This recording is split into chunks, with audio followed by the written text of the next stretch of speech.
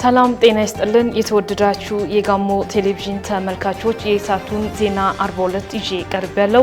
ከዜናዎቹ ጋር ፋሲካ ጸጋይ ነኝ። ለሳቱ ባሰናዳናቸው ዜናዎቻችን ከሀገር ውስጥ ከውጭ ሀገር እንዲሁም ስፖርታዊና ቢዝነስ ጉዳዮችን አካተናል። እስከ መጨረሻው ድረስ እንድትከታተሉን የአክብሮት ግብዣችን ነው። በቅድሚያም አርዕስተ ዜናዎችን በማስቀደም እንጀምራለን። በኢትዮጵያ የሚከናወኑ ሜጋ ፕሮጀክቶች በታለመላቸው ጊዜ እንዲጠናቀቁ መንግስት በልዩ ክትትልና ትኩረት እየሰራ እንደሚገኝ ጠቅላይ ሚኒስትር ዶክተር አብይ አህመድ ገለጹ። የአርባ ምንጭ ዓለም አቀፍ ስታዲየም በተያዘለት ቀነ ገደብ እንዲጠናቀቅ ለግንባታው የሚደረገው ድጋፍ ተጠናክሮ እንደሚቀጥል ተጠየቀ። የአፈርና ውሃ ጥበቃ ስራዎች ከጎርፍና ደለል ስጋት እንደታደጋቸው የአርባ ምንጭ ዙሪያ ወረዳ ነዋሪዎች ገለጹ። የሚሉትና ተላላፊ የሆነው የዚሆኔ በሽታን ለመከላከል ትኩረት ሰጥቶ እየሰራ መሆኑን የአርባ ምንጭ ዩኒቨርሲቲ ገለጹ። የሚሉት ለሳቱ የመራረጥናቸው አበይት ጉዳዮቻችን ናቸው። ተመልካቾቻችን አሁን ደግሞ በዝርዝር ወደምንመለከታቸው ጉዳዮቻችን እንሸጋገራለን።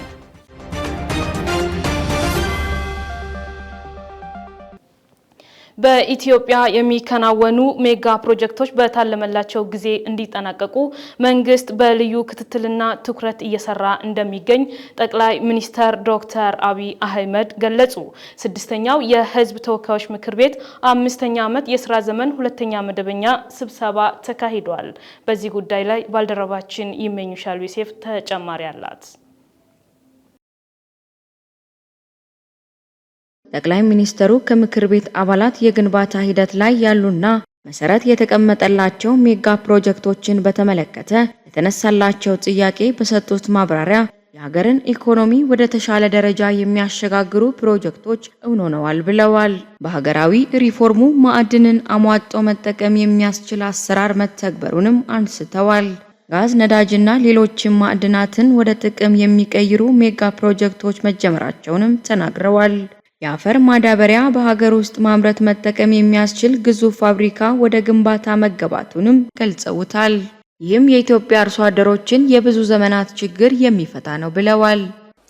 ዳንጎቴ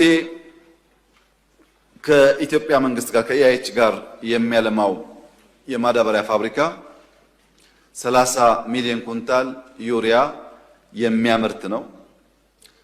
ዳንጎቴ በአፍሪካ ስመጥር እና የመጀመሪያው ባለሀብት ነው። በጣም የተከበረ ጨዋ ሰው ነው። ይህ ሰው ለማልማት ብቻ ሳይሆን የኢትዮጵያ የልማት የብልጽግና እንቅስቃሴና ጉዞ አካል መሆን በእጅጉ የሚፈልግ ነው። ከማዳበሪያ ምርቱ በተጨማሪ በእቅድ የያዝናቸው ስራዎች አሉ። ኢትዮጵያ ውስጥ ምርት እንዲቀንስ እያደረገ ያለው አንዱ ሁኔታ ማዳበሪያ ብቻ ሳይሆን የማዳበሪያ አጠቃቀማችን ነው። በድፍን ኢትዮጵያ ለበቆሎም፣ ለቡናም፣ ለሩዝም በጅምላ ነው ዩሪያ ዳፕ የሚባለው። ያ መሬት ምን ኬሚካል እንደጎደለው አውቀን አይደለም። ጅማ ያለው አፈርና ሐረርጌ ያለው አፈር፣ ባሌ ያለው አፈርና ጎጃም ያለው አፈር እኩል ማዳበሪያ ላይፈልግ ይችላል። ግን ለየትኛው አፈር ምን ያክል እንጠቀም የሚለውን እኛ እናውቀውም። እስካሁን ባለው ሁኔታ አንዱ የምንሰራው ቨርቹዋል ላብ ፈጥረን የአፈር ጥናት እያካሄድን በእያንዳንዱ ሰፈር ለእያንዳንዱ የምርት አይነት ምን አይነት ማዳበሪያና ስንት በስንት ለምሳሌ ስንት ፐርሰንት ዩሪያ ስንት ፐርሰንት ዳፕ የሚለውን ጭምር የምንወስንበትን ስራ የዚህ ፕሮጀክት አካል አድርገን እንሰራለን። በአመት 100 ሚሊዮን መንገደኞችን የሚያስተናግደው የቢሾፍቱ ዓለም አቀፍ አውሮፕላን ማረፊያ ግንባታ ዲዛይን መጠናቀቁንም ጠቁመዋል። ይህም ኢትዮጵያ በቀጣይ የአፍሪካ ማዕከል በመሆን ከተቀረው የአህጉሪቱ ክፍል ጋር ለማስተሳሰር እንደሚያግዝም አመላክተዋል። ከለውጡ በኋላ በቦሌ ዓለም አቀፍ አየር ማረፊያ በርካታ የማስፋፊያ ስራዎች መከናወናቸው ነው የጠቆሙት። አየር ማረፊያው ከ20 ሚሊዮን በላይ መንገደኞችን ማስተናገድ ቢችልም ከዛ አቅም በላይ መሻገር እንደማይችል ነው የገለጹት። የኢትዮጵያን ኢኮኖሚ በከፍተኛ ሁኔታ የሚያግዝ ኢትዮጵያን ከዓለም የሚያገናኝና ለአፍሪካ ብስራት መሆኑንም ተናግረዋል። በመንግስትና የህዝብ አጋርነት ኢትዮጵያ በርካታ ስኬቶችን ማስመዝገቧን ዶክተር አብይ ጠቅሰዋል። ለዚህም የአረንጓዴ አሻራ 48 ቢሊዮን ችግኞች ስኬት ማሳያ ነው ብለዋል። መንግስት የዋጋ ንረቱን ለማረጋጋት 440 ቢሊዮን ብር ድጎማ ማድረጉንም አስረድተዋል። የዚህ ወር የዋጋ ንረትን ወደ 11.7 በመቶ ዝቅ እንዲል ማድረግ መቻሉንም ጠቁመዋል። ይህም ከለውጡ ወዲህ የተመዘገበ ዝቅተኛ የዋጋ ንረት መጠን መሆኑን ነው ያመላከቱት። ከዚህም ውስጥ በድጎማ ለሴፍቲኔት 60 ቢሊዮን ብር፣ ለአፈር ማዳበሪያ 84 ቢሊዮን ብር ድጎማ ማድረጉን ነው ያመላከቱት። ለነዳጅ 140 ቢሊዮን ብር እንዲሁም ለመንግስት ሰራተኞች ደሞዝ ጭማሪ 160 ቢሊዮን ብር ድጎማ አድርጓል። ባለፈው ዓመት ለሴፍቲኔት 60 ቢሊዮን ብር ድጎማ ተደርጓል። ለማዳበሪያ 84 ቢሊዮን ብር ድጎማ ተደርጓል። ለነዳጅ 140 ቢሊዮን ብር ድጎማ ተደርጓል። ለደሞዝ 160 ቢሊዮን ብር ጨምረናል ዘንድሮ። የዚህ ወር የኦክቶበር አሁን የዚህ ኦክቶበር የሚባለው ወር ኢንፍሌሽን 11.7% ወርዷል። የምግብ ኢንፍሌሽን 10.2 ነን ፉድ የሚባለው 14.2% ነው። በድምሩ 11.7% ከሪፎርሙ ዘመን ጀምሮ ዘ ሎስት የሚባለው ኢንፍሌሽን ሬት ይሄኛው ነው። ከዚህ ሌላ የነዳጅ ማጣሪያውንም በ24 ወራት ውስጥ አጠናቀን እንጨርሳለን ብለዋል። የጋዝና ነዳጅ ስራ ከውጭ የሚገባውን ኃይል በመተካት የውጭ ምንዛሪ እንዲቆጠብ ጠቅላይ ሚኒስትሩ ጨምረው ገልጸዋል። የቀይ ባህር ጉዳይ ህጋዊ፣ ታሪካዊ፣ መልክዓ ምድራዊና ኢኮኖሚያዊ ጥያቄ እንደሆነ እናምናለን ሲሉ ጠቅላይ ሚኒስትር ዶክተር አብይ አህመድ አሳሰቡ። ጠቅላይ ሚኒስትሩ ሰላምና ጸጥታን በሚመለከት በሰጡት ምላሽና ማብራሪያ የቀይ ባህር ጉዳይ ህጋዊ፣ ታሪካዊ፣ መልክዓ ምድራዊና ኢኮኖሚያዊ ጥያቄ እንደሆነ እናምናለን ብለዋል። ይህን ጉዳይ ለመፍታት በተረጋጋ በሰከነና በውይይት መሄድ አስፈላጊ መሆኑን ገልጸው ለማጣት የፈጀውን ያህል ለመመለስ አይፈጅብንም ሲሉ በአጽንኦት ተናግረዋል። ኢትዮጵያ የባህር በር ያጣችበት መንገድ የኢትዮጵያ ሕዝብ ያልወሰነው ተወካዮች ያላዩትና ካቢኔውም ያልወሰነው ውሳኔ መሆኑን ጠቁመው ይህን ትልቅ ጉዳይ ማን ወሰነው ብለው መጠየቅ ተገቢ መሆኑን አስረድተዋል። ኢትዮጵያ የባህር በር ያጣችበት መንገድ ህጋዊና ተቋማዊ መሰረት የሌለው ነው ብለዋል።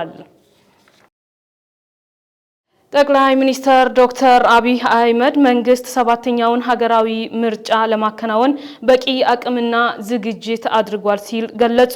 ጠቅላይ ሚኒስትሩ ሰባተኛው ሀገራዊ ምርጫን በተመለከተ ለህዝብ ተወካዮች ምክር ቤት በሰጡት ማብራሪያ መንግስት ምርጫውን ለማከናወን በቂ አቅምና ዝግጅት አለው ብለዋል። ሰባተኛው ሀገራዊ ምርጫ እስካሁን በኢትዮጵያ ከተካሄዱ ምርጫዎች የተሻለ እንደሚሆን ጥርጥር የለውም ሲሉ ገልጸዋል። ምርጫው ዲሞክራሲያዊና ብዙሃ ድምጾች ያሉት እንደሆነ መንግስት በኃላፊነት እንደሚሰራም አረጋግጠዋል። ጠቅላይ ሚኒስትሩ በንግግራቸው እኛ እንደ ፓርቲም እንደ መንግስትም ዝግጁ ነን፣ ተፎካካሪ ፓርቲዎችም ከወዲሁ መዘጋጀት አለባቸው ብለዋል። ኢንክሉሲቭ ናሽናል ዲያሎግ ያለን ስርዓት የሚያፈርስ አይደለም፣ ያለን ስርዓት የሚያጠናክር ነው እንጂ ምርጫን የሚያስቆም በጀት የሚያስቆም የወታደር እንቅስቃሴ የሚያስቆም ዲያሎግ አንፈልግም። መንግስት እንደ መንግስት ፈንክሽን ያደረገ ግብአት ያለው ሀሳቦች ይመጣሉ አልን እንጂ መንግስት ስራውን አቁሞ ምርጫ አቁሞ በጀት ማጽደቅ አቁሞ ፓርላማ በትኖ አላልንም። እና ከዛ በፊት ካለቀ እሰየው ግብአት እንወስዳለን፣ ከዛ በኋላ ካለቀም እሰየው ግብአት እንወስዳለን እንጂ ምርጫን የሚረብሽ ነገር ከንግግሩ ጋር የሚፈጠር አይመስለኝም። የምርጫ ስርዓቱ ላይ የሚያመጣው ለውጥ ደግሞ ካለስ ከምርጫ በፊት ከታየ ያኔ ይታያል፣ ከምርጫ በኋላ ከታየ ደግሞ ያኔ በሚወሰነው መንገድ የሚታይ ይሆናል። ምርጫ ግን ጊዜውን ጠብቆ የሚፈጸም ይሆናል። እዛው ላይ ያለን አንዳንድ ፍላጎቶች አሉ። እንትን ቦታ ወረዳ ላይ 3 ሽፍታ ስላለ ምርጫ አይካሄድም፣ እዛ ቦታ ኤርትራ ምርጫ ባይደረግ እያለች ስለሆነ ምርጫ አይደረግም ምናምን ብሎ የሚያስቡ ሰዎች አሉ። ምርጫ ይደረጋል። ምርጫ ለማድረግ ደግሞ መንግስት በቂ አቅም አለው። ምርጫ እንደ ውይይት ነው፣ የፍላጎት ጉዳይ ነው። ሀሳብ አለኝ ፈልጋለሁ ያለ ሰው መሳተፍ ይችላል። እርግጠኛ ሆኜ የምነግራችሁ 6ኛው ሀገራዊ ምርጫ እስካሁን ከነበረ ምርጫ የተሻለ ነው። ድፍን ኢትዮጵያ ሕዝብ ያውቀዋል። 7ኛው ደግሞ ይሻላል። ተመልካቾቻችን እየተከታተላችሁ የምትገኙት የሳቱን ዜና 42 ነው። አሁንም እስከ መጨረሻው ድረስ አብራችሁን እንድትቆዩ የአክብሮት ግብዣችን ነው።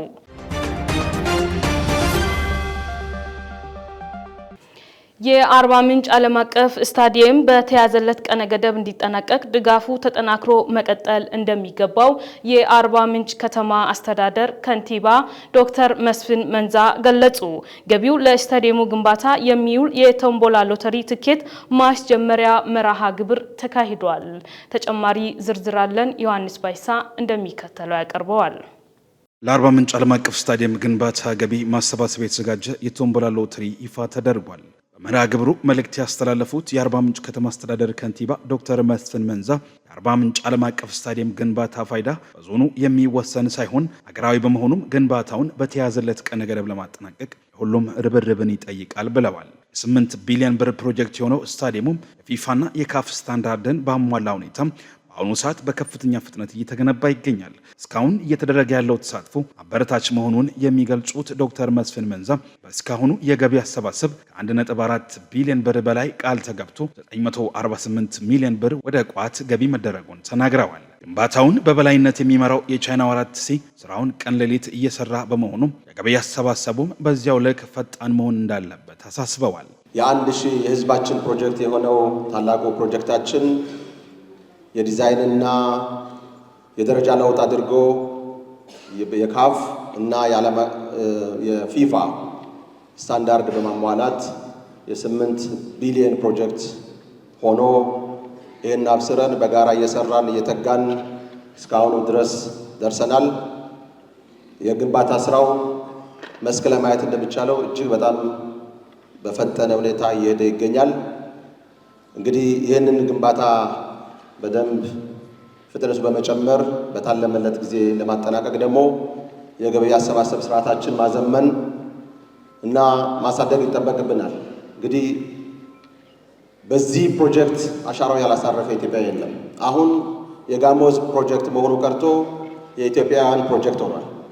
ስለዚህ ኢትዮጵያውያን በተለያየ መልኩ የተሳተፉ ይገኛሉ። ከክልልም ከፌደራልም በዞን በከተማ ከህፃን እስከ አዋቂ ድረስ በዚህ ፕሮጀክት ሁሉ አሻራውን እያኖረ ይገኛል።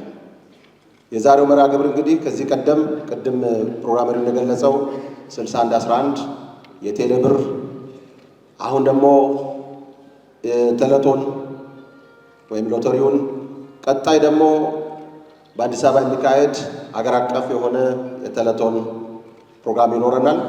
በባለፈውም የራት ምሽት አድርገናል። በጠቅላላው እስካሁን ባለው ከ1.4 ቢሊዮን የሚልቅ ገንዘብ በጥሬና በቃል የተገባ ሲሆን እስከ አሁን ድረስ ወደ ስቴዲየሙ አካውንት ቋት የገባው ወደ 948 ሚሊዮን ብር ነው። በመድረኩ የማጠቃለያ መልእክት ያስተላለፉት የጋሞ ዞን ዋና አስተዳዳሪ ዶክተር ደምስ አድማሱ በበኩላቸው ሀገራችን በርካታ ስታዲየሞች ቢኖሩም የስታንዳርድ ችግር ያለባቸው በመሆኑ ይህንን መስፈርት ከቅድመ ግንባታ ጀምሮ እያሟላና እየተገመገመ የሚሰራ እንደሆነም አሳውቀዋል። ይህንን ስታንዳርድ የሚያሟላ ታላቅ ፕሮጀክት መጀመራችን ከባቢያችን ወጣቶች የሚታወቁበትና ያላቸውን ስፖርታዊ ክህሎትን ዓለም እንዲያሳየው እድልን ይፈጥራል፣ ዘርፈ ብዙ ፋይዳም አለው ሲሉም ገልጸዋል። የክቡር ጠቅላይ ሚኒስትራችንን ፈለግ በመከተል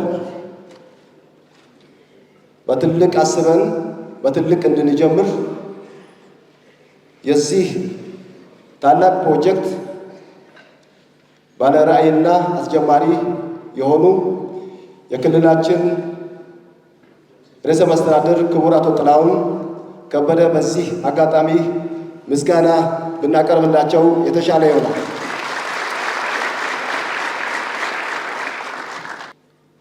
የዞናችን የከተማችን ህዝቦች በጋራ በመተባበር ለዞናችን ወደ ለከተማችን ብቻም ሳይሆን ለሀገር አስተዋጽኦ ማድረግ አለብን በሚል ተነሳሽነት ይህን ታላቅ ፕሮጀክት አስጀምረናል። ዛሬም በድጋሚ እንኳን ደስ ያለን ማለት እወዳለሁ። ድንጋይ በድንጋይ ላይ ሳይሆን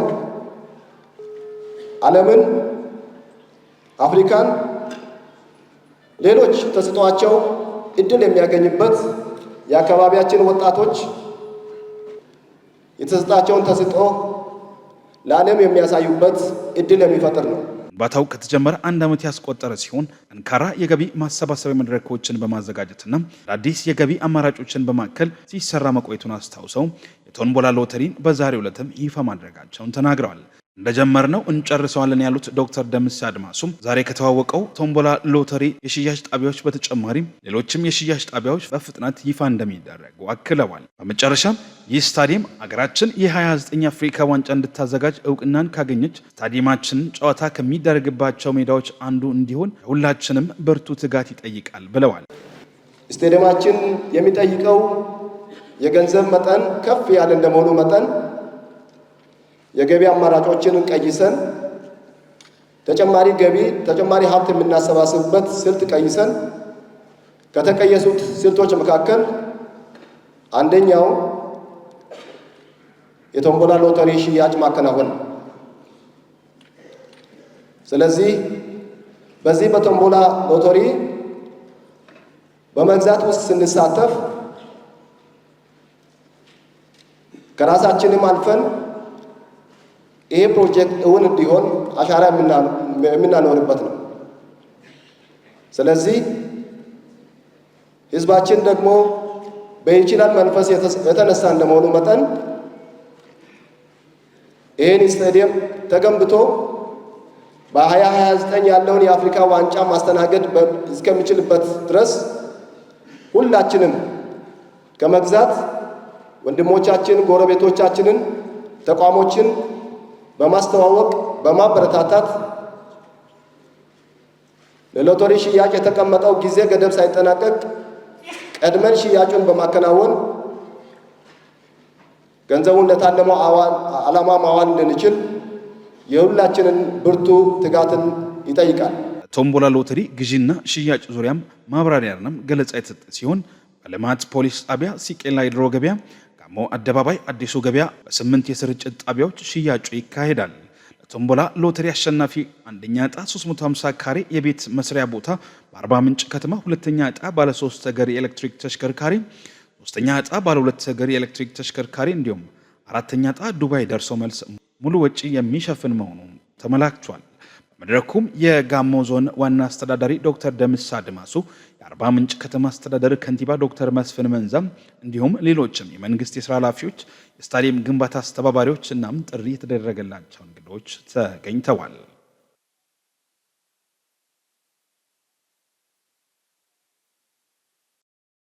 የአፈርና ውሃ ጥበቃ ስራዎች ከጎርፍና ደለል ስጋት እንደታደጋቸው በጋሞ ዞን የአርባ ምንጭ ዙሪያ ወረዳ ነዋሪዎች ተናገሩ። በሐሬ ወንዝ ተፋሰስ የሚገኙ 3 ቀበሌያትን ተጠቃሚ የሚያደርግ የአካባቢ ጥበቃና የተፋሰስ ልማት ተግባር ተጀምሯል። በዚህ ጉዳይ ላይ ባልደረባችን ፍሬው አበበ ተጨማሪ አለው። ከጋሞ ዞን ከፍተኛ ስፍራዎች የሚነሳው ሐሬ ወንዝና በሱ ስር የሚገኙ ተፋሰሶች በአርሶ አደሮች የእርሻ መሬትና አባያ ሐይቅ ላይ ጉዳት ሲያደርስ መቆየቱን የአርባ ምንጭ ዙሪያ ወረዳ ነዋሪዎች ያስረዳሉ። በተለይም በጫኖ ሚሌና ጫኖ ጫልባ ቀበሌ የሚገኙ የደን ሀብቶች በግጦሽና ምንጣሮ በመራቆቱ ጎርፍና ደለል የእርሻ ስራቸው ላይ አሉታዊ አስተዋጽኦ ማድረሱን የአካባቢው ነዋሪ የሆኑት አቶ ኢራ አዲሱ ያስታውሳሉ። ከዚህ በፊት ጫካ ነበረ የአካባቢ ከኋላ ህብረተሰቡ ከብት በመለቀቅና ህገወጥ ምንጣሮ በማድረግ ራቆት መሬቱን ሲያደርግ ከዛ የተነሳ ጎርፍ ህዝቡን በከፍተኛ ሁኔታ ሲያጠቃ ነበር። እንደውም ታች ካናን አለው ደለል ሞልቷል። እርሻውን ሙሉ በሙሉ ከዚህ ከተራራው የነበረው ተንዶ በድንጋይ ሆኖ ነበር። ይሄንኛው አሁን ሀሳብ እንትን ማለት ብራይስት ድርጅት ሁኔታውን በማጥናት ከአርባ ምንጭ ዩኒቨርሲቲ ጋር በመሆኑ ይሄኛውን እቅድ ሳመጣ ሀሳብ ሳቀርበን ተሰማምተን ተቀብለናል። የዚሁ ቀበሌ ነዋሪ የሆኑት አቶ ይስሐቅ ጴጥሮስና ወይዘሮ ሽታያን ጁሎ በበኩላቸው ህብረተሰቡ ጎርፍና ደለል የሚያደርሰውን ጉዳት በመረዳት ለረጅም ጊዜ ለመንግስት ጥያቄ ሲያቀርብ መቆየቱን አስታውሰው የአፈርና ውሃ ጥበቃ ስራው ፋይዳው የላቀ መሆኑን አብራርተዋል። ከጎርፉ እኛም በምንድን ነው እንዴት መጣ እንችላለን የሚለው ነገር ከዚህ በፊትም የተደረገው ነገር ጉዳቱን ጥቅሙን ሁሉ ተናግሮ ህዝቡ የራሱን ሀሳብ ካስቀመጠ በኋላ 3 ወር ውስጥ አሁን ለእናንተ መሰራት የሚገባው ነገር ምንድን ነው ብለው ጠየቁ። ከዛ በኋላ በ3 ወር ውስጥ መሰራት የሚገባው ከኛ ካናል ተረጋለ ይሄ ደግሞ ተራራው በማራቆቱ የተነሳ ውሃው እኛን እየጨረሰ ነው። ይሄ መጀመሪያ መቆም አለበት ብሎ ህዝቡ ጠይቋል። ህዝቡ ለመስራት አምኖ በሳምንት 3 ቀን እንሰራለን ብሎ ሐሙስ፣ ማክሰኞ፣ ሐሙስ፣ ቅዳሜ 3 ቀን እንሰራለን ብሎ ህዝቡ አምኖ ነው የወጣው ለመስራት። በፕሮጀክቱ ዙሪያ ከማህበረሰቡ ጋር ምክክር መደረጉን የገለጹት ደግሞ የጫኖ ሚሌና የጫኖ ጫልባ ቀበሌ የግብርና ጽሕፈት ቤት ባለሙያዎች ናቸው። ከ2000 በላይ የህብረተሰብ ክፍሎች በአፈርና ውሃ ጥበቃ ስራ መሳተፋቸውንም አብራርተዋል። የዚህ ተፋሰስ በዚህ በፕሮጀክቱ በብራይት ፕሮጀክት የተፋሰሱ መምጣት ህዝቡን ከልክ በላይ አስደስቷል። ምክንያቱም ሀሬ ተፋሰስ ላይ ያለው ይሄ ዳገት እየሸረሸረ አፈሩን ውሃውን ቀላቅሎ አባይ ላይ እየሄደ እየሞላ ስላለ ለዛ ያ አባይ ደግሞ ወደዚህ እየጨመረ ስላለ ህዝቡ ላይ መሬቱን እያስለቀቀ ስላለ አሁን ይሄ ፕሮጀክት መምጣቱ የህዝቡ ጥያቄ ከፍተኛ ስለነበረ አሁን ይሄ ፕሮጀክቱ መምጣቱ በጣም ጠቀሜታ አለው። ህዝቡ ከመነቂስ በላይ ነው የወጣው። ዛሬ በጣም በሚገርም ሁኔታ ህዝቡ ወጥቷል። ቦታውን አይቷል። ደስ ብሎት እየሰራ ነው ያለው። በጣም ነፍሳቸው ተደስቷል። በቃ የህዝቡ ነፍስ ተደስቷል። አፈር ሲጠበቅ ነው ሁሉም ነገር ውብና ማራኪ የሚሆነው አካባቢ። ስለዚህ አንደኛ የአካባቢ አየር ንብረትን ለመጠበቅ እንደገና ጎርፍ ወደ ታች አባይ እንዳይገባ መከላከሉ ትልቅ አስተዋጽኦ ያበረክታል። በጋሞ ዞን ግብርና መምሪያ የተፈጥሮ ሀብት ልማትና አጠቃቀም ዘርፍ ኃላፊ አቶ ወርቅነህ ካልሳ በበኩላቸው በዞኑ 333 ንዑስ ተፋሰሶች መለየታቸውን ገልጸው የአፈርና ውሃ ጥበቃ ስራው በሁሉም መዋቅሮች ይካሄዳል ብለዋል። ብራይት የተሰኘው ፕሮጀክት በሀሬ ተፋሰስ ስራ መጀመሩን ነው አቶ ወርቅነህ የገለጹት። በበጀት ዓመቱ ወደ 333 ንዑስ ተፋሰሶች ተለይተው በዚህ ሰዓት የልየታ ስራዎች አልቆ ነው ያሉት። የስራ ማስጀመሪያ ወቅቱ ሲመጣ አጠቃላይ በሁሉም መዋቅሮች ወጥ ሆኖ የሚጀመርበት ነው የሚሆነው። ባለፈው በ2017 ላይ ተመሳሳይ ተፋሰሶችን ለይተን በርካታ የተፋሰስ ስራ አፈርና ውሃ ጥበቃ ስራዎችን በመስራት እንዲሁም ደግሞ በዛ ላይም የማከም ስራዎች ወይም ማለትም የባዮሎጂካል ስራዎችን በመስራት በርካታ የአረንጓዴ አሻራዎችም ጭምር በመትከል የበጀት ዓመቱን ስራዎችን አከናውነናል። አሁን በዚህኛው በጀት ዓመትም ዝግጅቱን በእኛ ደረጃ የተፋሰስ ልየታውንም ጨርሰናል። የችግኝ መርሃ ግብሩንም የችግኝ ዝግጅቱንም በየመዋቅሮቹ የዘር ልየታ ዘር የመዝራት ስራዎች ጀምረን ነው ያለ ነው።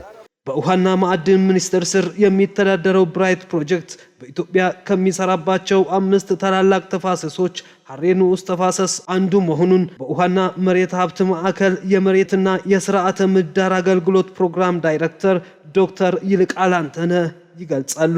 የውሃ አቀባ፣ አረንጓዴ አሻራ፣ የመስኖ ቦዮች ጥገና ስራዎችም በፕሮጀክቱ ይተገበራሉ ብለዋል።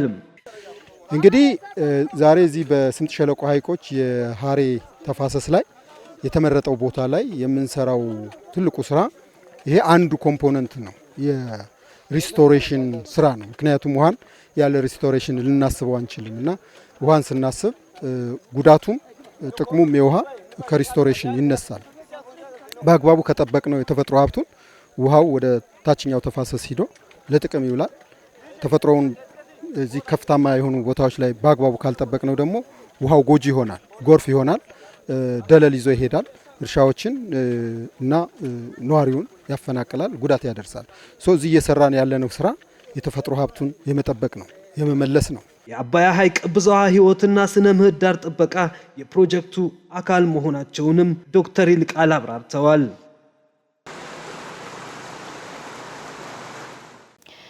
ተላላፊ የሆነውን የዝሆንን በሽታ ለመከላከል ትኩረት ሰጥቶ እየሰራ እንደሚገኝ የአርባ ምንጭ ዩኒቨርሲቲ አስታወቀ። ዘገባው የባልደረባችን የጴጥሮስ ገመቹ ነው። ተጨማሪ አለን። ዓለም አቀፍ የጤና ተቋም ከለያቸው 22 ትኩረት የሚሹ የሀሩራማ አካባቢ በሽታዎች መካከል የዝሆኔ በሽታ አንዱ ነው። በዓለም ከ120 ሚሊዮን ሰዎች በላይ በበሽታው ተይዘው እንደሚገኙ መረጃዎች ይጠቁማሉ።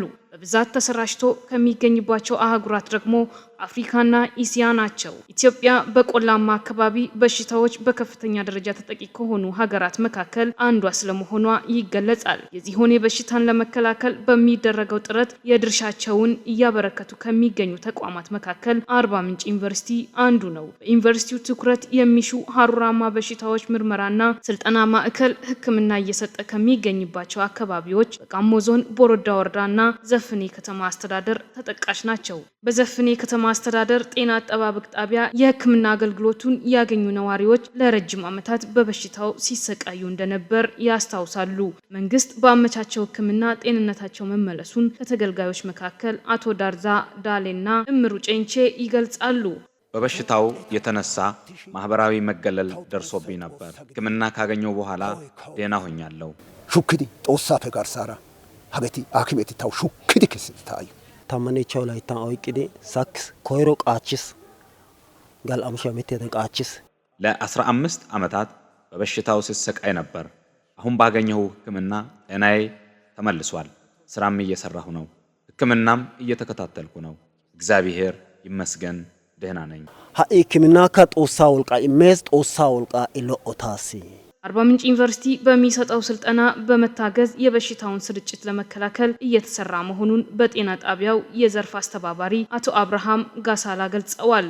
ይሄ ፕሮኮናይሲስ ወይ ሊምፋቲክ ፓራላይሲስ በሽታ ላይ ከኔ ጋር ያሉት 4 ባለሙያዎች አርባ ምንጭ ዩኒቨርሲቲ ላይ ዛሬ 2 ዓመት በፊት ስልጠና ወስደን በወሰድነው ስልጠና መሰረት እዚህ ወረዳ ላይ ያሉት ከ31ዱም ቀበሌ መሞቱት ሰዎች አሉ። በዚህ በሽታ የተጠቁት ተጠቂዎች ማለት ነው። እና እነኚህ ሰዎችን ያው እስከ ዛሬ ድረስ እያከመን ቆይተናል። በዘርፉ በተሰማሩ 4 ባለሙያዎች ሕክምናው ይሰጣል ያሉት የዘፍኔ ጤና አጠባበቅ ጣቢያ ኃላፊ አቶ ደምሴ ዳራ ለባለሙያዎች አስፈላጊው ድጋፍ ይደረጋል ብለዋል።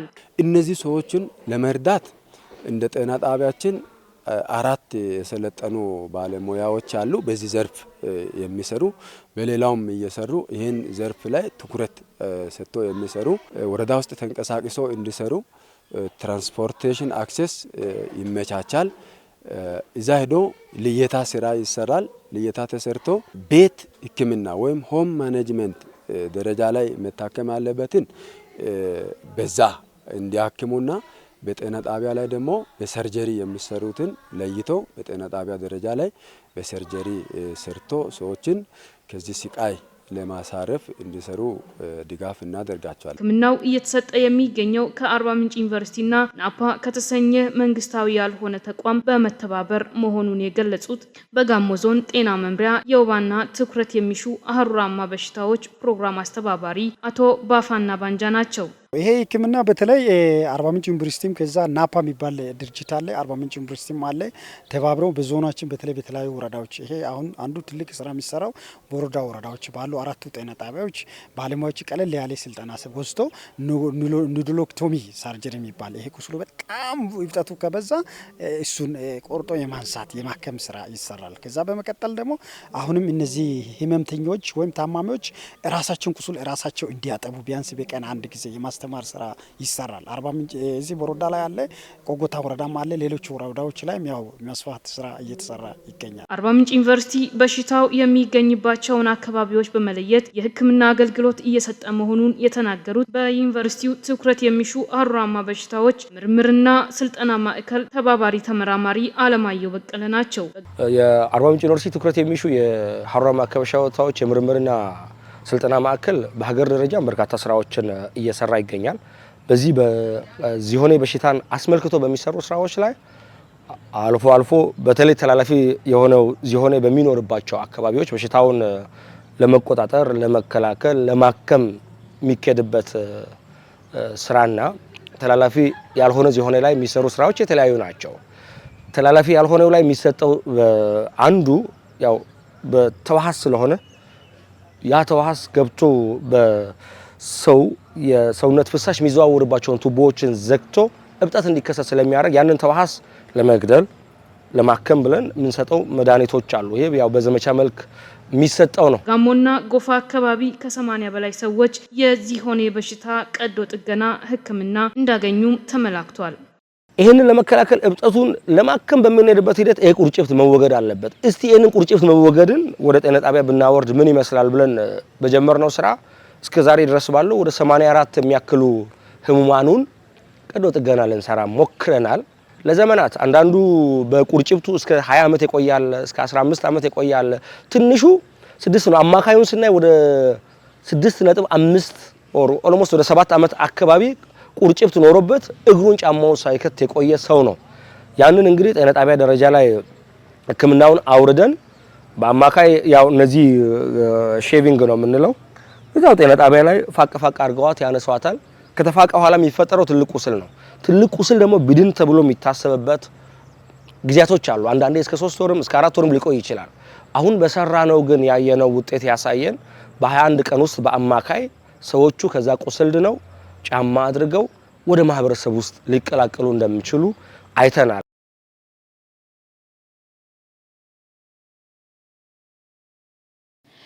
ተመልካቾቻችን አሁንም ቀጥለናል። አሁን ደግሞ ከውጪ ወዳገኘናቸው መረጃዎቻችን እንሸጋገራለን። ለ2 ዓመት የዘለቀው የጋዛ ጦርነት የመካከለኛው ምስራቅና የዓለምን የኃይል ሚዛን እንደቀየረው ይታመናል። ይህ ጦርነት የዓለምን የኃይል አስተላለፍ እንዴት ቀየረው? በዚህ ጉዳይ የቢቢሲን ትንታኔ ባልደረባችን ሲራክ ሳሃሌ እንደሚከተለው ያቀርበዋል። ለ2 ዓመት ያክል የዘለቀው የጋዛ ጦርነት ተጽዕኖ እዚያች አነስተኛ ግዛት እያለፈ ነው። ወደ ሊባኖስ፣ ሶሪያ፣ ኢራንና የመን ድረስ የተሻገረው ግጭት የመካከለኛው ምስራቅን ብቻ ሳይሆን የዓለምንም የፖለቲካ ሚዛን የቀየረ መሆኑን ፖለቲከኞች ይናገራሉ።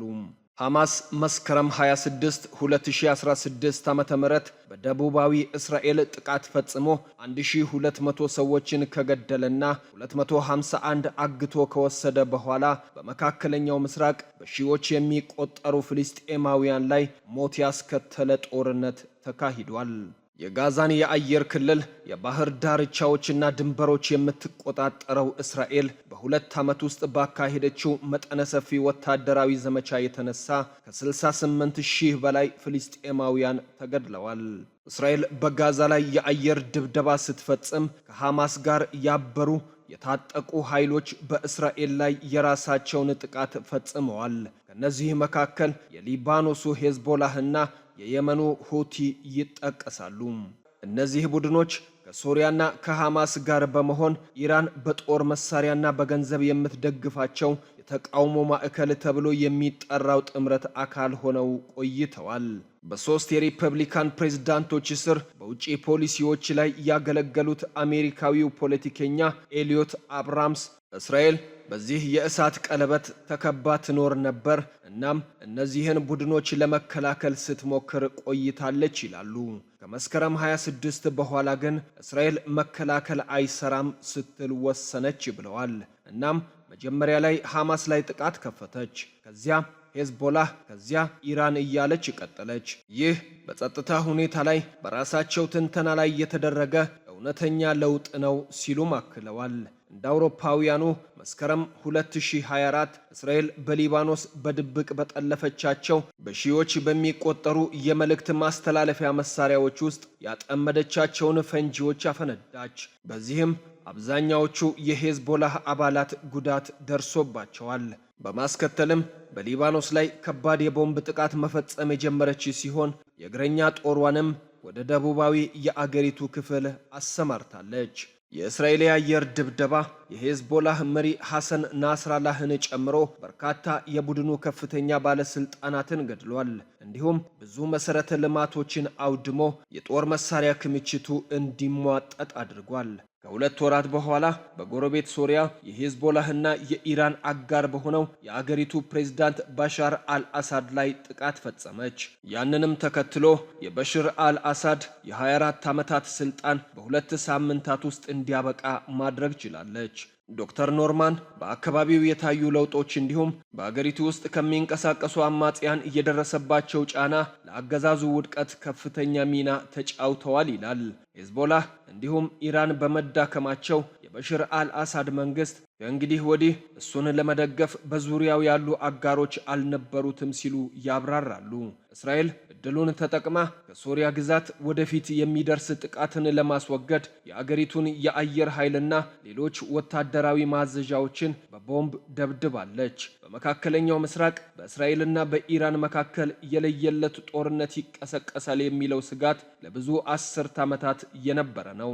እስከዚያው ድረስ ግን የሄዝቦላህ ሰፊ የጦር መሳሪያ ክምችት የረጅም ርቀት ሚሳኤሎችን ጨምሮ እስራኤል በኢራን የኒውክሌር ተቋማት ላይ የምትፈጽመውን ጥቃት ለመከላከል አግዟል። ውጥረቱ ወደ የአየር ድብደባና የሚሳኤል ልውውጥ ሲቀየር ግን ይህ ተለወጠ። እነዚህ የተከሰቱት በሚያዝያ ወር 2024፣ ጥቅምት 2024 እና በሰኔ 2025 እስራኤል በኢራን ውስጥ የኒውክሌርና ወታደራዊ ተቋማትን ባጠቃችበት ጊዜ ሲሆን ይህም ለ12 ቀን የቆየ ጦርነትን ቀስቅሷል። አሜሪካ በ2025 ከእስራኤል ጎን ሆና ጥቃቱን በመቀላቀል ግዙፉን ምሽግ ደርማሽ ቦምብ በኢራን የኒውክሌር ተቋማት ላይ ጥላለች።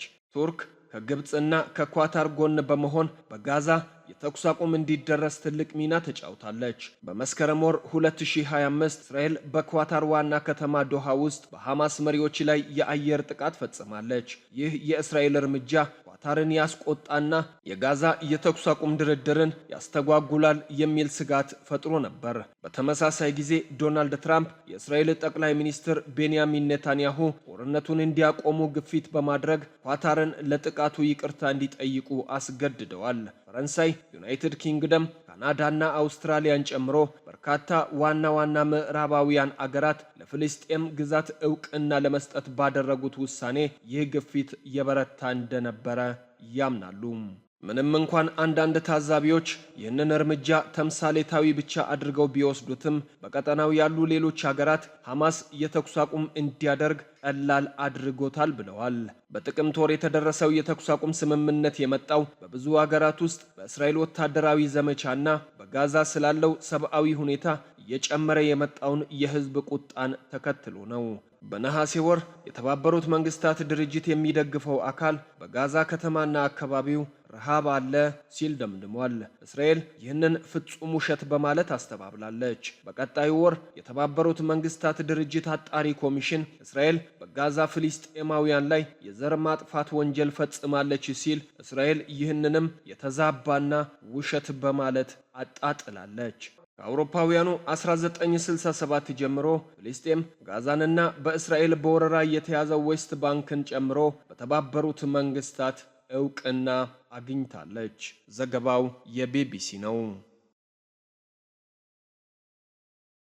ተመልካቾቻችን ስትከታተሉ የቆያችሁት የሰዓቱን ዜና 42 ነው።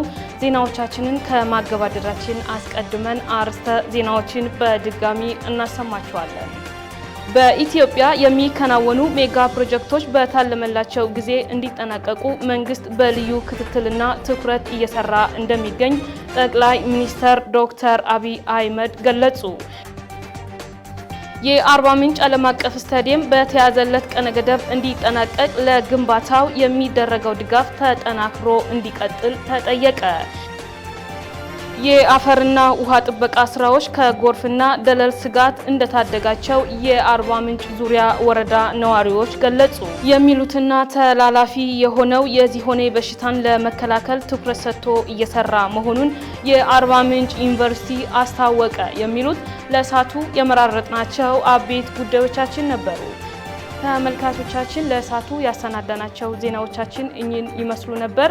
ቀሪ ስፖርትና ቢዝነስ ጉዳዮች ይጠብቃችኋል። በእኔ በኩል ጤና ይስጥልን።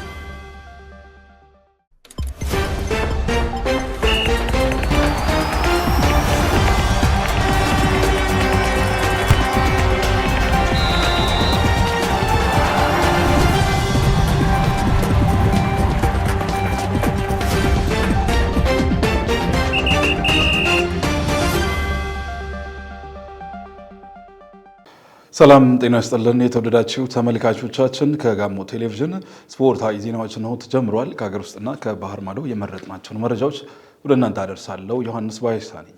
ከሀገር ውስጥ መረጃዎች ጀምራለሁ።